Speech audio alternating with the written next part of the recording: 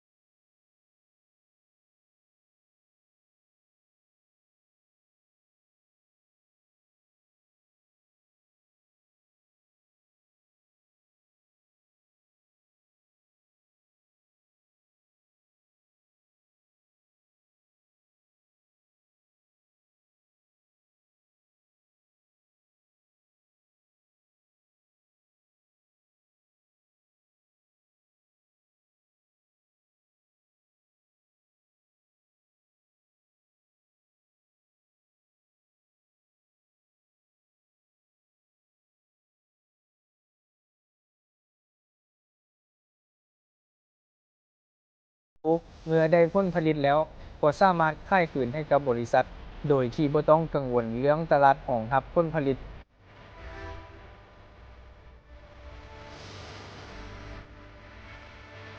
ในปัจจุบันนี้มีแรงงานในโครงการกสิกรรมปลูกฝังและเลี้ยงสัตว์ทั้งหมด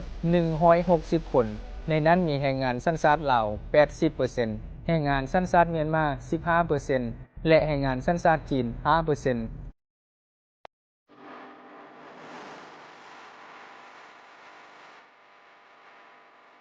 แน่นอนแล้วว่าโครงการพัฒนาได้ก็ล้วนแต่มีความยุ่งยากก็คือสิ่งท้าทายนานาประการ